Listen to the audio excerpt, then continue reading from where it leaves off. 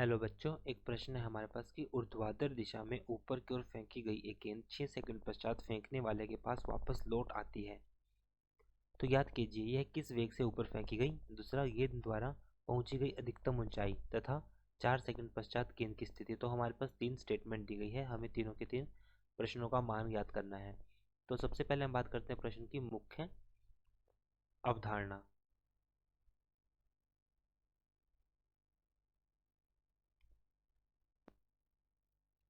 तो हम प्रश्न में जो प्रयोग करेंगे हम गति के समीकरण को प्रयोग करेंगे। मान लीजिए हमारे पास, अगर मैं बात करूं समीकरण की, गति का पहला समीकरण और दूसरा समीकरण।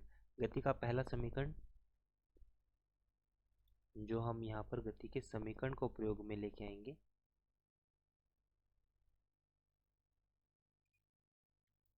v बराबर है u जमा ए टी।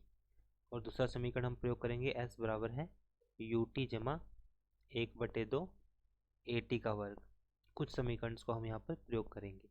तो अब प्रश्न को समझते हैं कि ऊर्ध्वाधर दिशा में ऊपर की ओर फेंकी गई एक गेंद। मान लीजिए एक गेंद को हमने ऊर्ध्वाधर ऊपर की दिशा में फेंका है, तो वह उच्चतम बिंदु पर जाएगी। उच्चतम बिंदु पर जाने के बाद उसका वेग कितना हो जाएगा? 0 हो जाएगा। और जो कुल लिया गया समय हमारे पास है वो 6 सेकंड है। अब गेंद 6 सेकंड पश्चात फेंकने वाले के पास लौट आती है, ज्ञात कीजिए। तो हमें ज्ञात करना है प्रश्न में ये किस वेग से ऊपर फेंकी गई है, किस वेग से ऊपर फेंकी गई है। तो पहले मुझे वेग ज्ञात करना पड़ेगा कि वेग कितना होगा। तो यहाँ पे हम समीकरण को देखते हैं, हल में प्रश्न की बात करते हैं। तो अब हम यहाँ पर समीकरण का प्रयोग करेंगे। v बराबर है u जमा ए टी।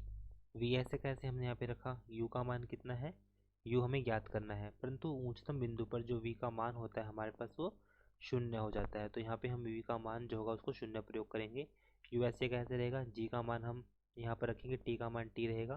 तो यहाँ से जो हमारे पास gt का मान होगा वो u के बराबर है। तो अब हमारे पास जो t का मान आएगा वो u/g हो जाएगा। u हमें याद करना है, t हमें हमारे पास कितना दिया गया है। अगर हम t की बात करें इस प्रश्न में, अब ये कुल समय है क्योंकि ऊपर से नीचे टोटल कितना है 6। तो ऊपर जाने का समय कितना होगा, ऊपर जाने और नीचे आने का समय कुल 6 है। तो T1 T2 कितना होना चाहिए हमारे पास, 6 का आधा। तो यहाँ से हमारे पास जो टी का मान है वो 3 सेकंड है। लेकिन हमें यहाँ पे वेग ज्ञात करना है, तो वेग के लिए हमारे पास 3 गुणा जी हो जाएगा। 3 गुणा जी का मान हम यहाँ पर ऋणात्मक लेंगे, 9.8 मीटर पर सेकंड का वर्ग। तो ये मान आ जाएगा हमारे पास, यहाँ से हल करने के बाद जो मान आएगा हमारे पास वो आ जाएगा, जैसे इसको हल करेंगे वो लगभग 30 के बराबर आएगा, 30 मीटर प्रति सेकंड। तो ये जो ऋणात्मक हमारे पास चिन्ह आया है क्योंकि इसकी जो दिशा है हमारे पास वो दिशा की वजह से, क्योंकि जो जी का मान है वो सदैव नीचे की तरफ लगेगा और जो वेग होगा हमारे पास वो भी नीचे की तरफ हमारे पास ये वेग लगेगा। तो इसलिए हमारे पास ये ऋणात्मक हमने यहाँ पे प्रयोग किया है वेग का मान। दूसरा हमारे पास प्रश्न में पूछा गया है कि, तो अब हमें प्रश्न में दूसरा हमारे पास प्रश्न पूछा गया है कि गेंद द्वारा पहुंची अधिकतम ऊंचाई। तो मुझे अधिकतम ऊंचाई याद करनी है। अधिकतम ऊंचाई के लिए हम समीकरण का प्रयोग करेंगे, h बराबर है यू टी जमा 1/2 जी टी का वर्ग।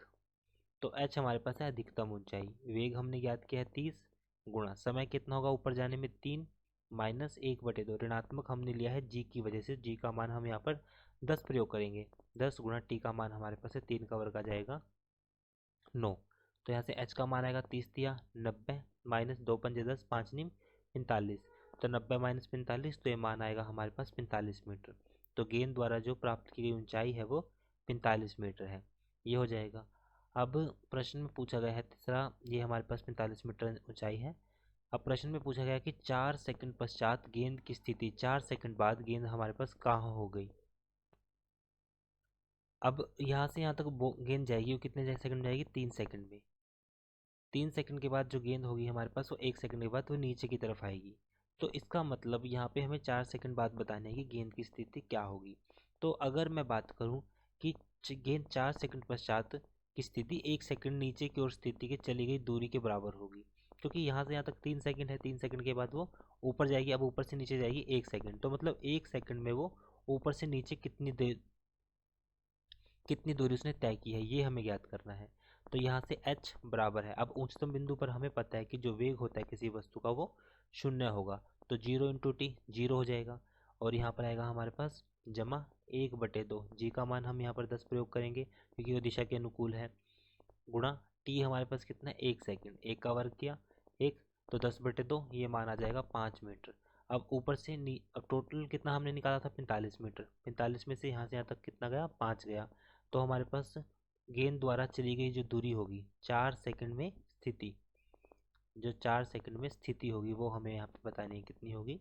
तो यहाँ पे मान आएगा हमारे पास 45 - 5 बराबर आ जाएगा 40, तो मान आएगा हमारे पास 40 मीटर।